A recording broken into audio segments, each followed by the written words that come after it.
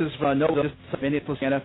13 years old, is the youngest winner in CRA's late model sportsman series, which is now, Chris, is that a regular size race car? You have to. I have to apologize because our normal NASCAR guy isn't here today, so you'll have to smarten me up to racing. This is like a regular size car that you're driving here. Yeah, the late model is a full size car that I drive. Now, I think there's a lot of younger guys across the country getting in the race, but you're doing it basically steering the car with one arm due to something that happened when you were born. Can you explain that a little bit? Yeah, when I was born, I was suffered with a brachial plexus injury, which doesn't allow me to have full range of motion in my left arm. Now, it almost looks from looking at the pictures. Now, is it considerably smaller than your other arm? It looks smaller, but it's just because my elbow can't extend fully, so my elbow is bent a little when it's in normal position. Now, has it been something that have kids given you a hard time about it in the past in school? Yeah, I've got a lot of hard time from kids in school and my all over.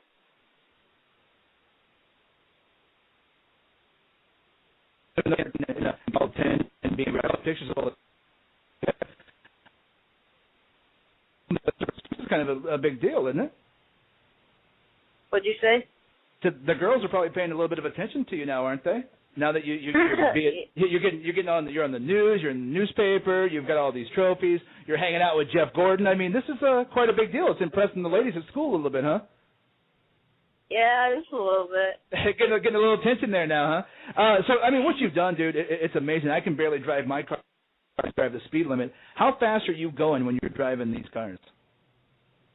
My normal speed that I go is probably 100 miles per hour, and my fast speed is probably 130 miles per hour. Now, has your dad or ever been worried about you keeping control of the race car while you're driving that fast without full use of your other arm? No, they're pretty fine with it.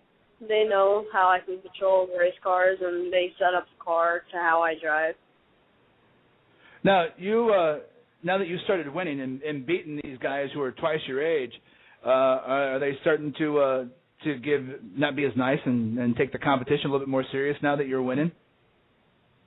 Yeah, just a little bit. For some reason, they're actually getting a little nicer. Trying to figure out your secrets. Now, you were involved in a wreck. How long ago was that on the racetrack? Say that again? And you had any injuries from the wreck that you sustained? Somebody else wrecked in front of you, right? Is that what happened?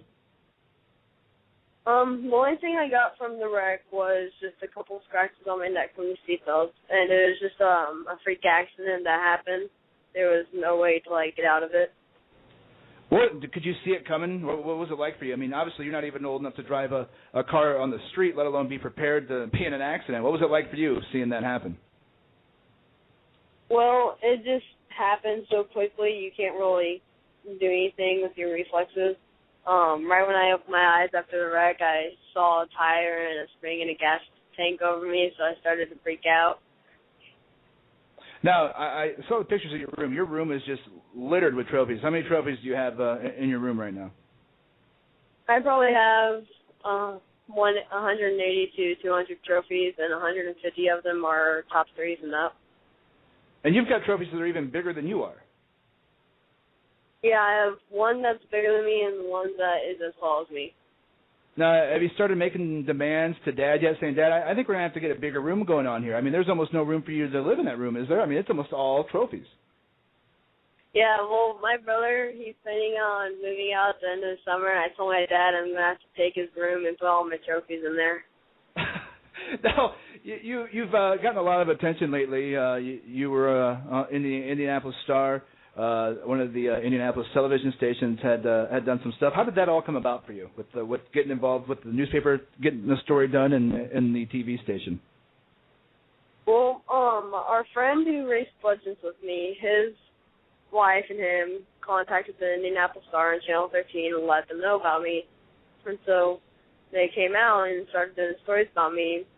And about a month before the Indianapolis Star contacted us, we were contacting Channel 13, and then one day they emailed back my mom and said that they would like to come out and do a story on me. So they came out in the middle of the day, and 3 hours later they got it all done and put it on there. Now, most parents, especially moms, they don't like their young sons playing football, or they have a tough time with them playing sports. What's your mom like when you're racing? Is she freaking out the whole time? She used to freak out, but now I think she's pretty confident because I have a lot of safety devices in my car and all that. Now, I heard your goal is to one day race against your idol Jeff Gordon, and you recently got to hang out with Jeff Gordon. Tell me about that a little bit. Well, it was all a surprise. My parents told me we were going to go bowling with some friends, so we went to a bowling place, and there was a bunch of Jeff Gordon stuff, and I'm like, well, this is weird. So finally they told me that Jeff Gordon's here and I wouldn't be able to meet him, so I just got a big smile on my face when they told me that. Was it hard? Were you able to talk to him, ask him questions, or did you have a hard time speaking? I mean, I've been around a few athletes, and I stood in front of Shaquille O'Neal and pretty much just.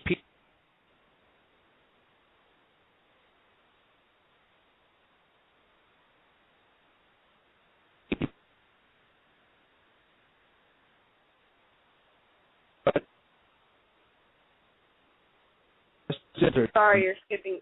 You're skipping out. Oh, we got you again. Did you get to ask Jeff a lot of questions? No, he asked me some questions though, but I was so excited I can't even remember them. I just said like yes or no to them.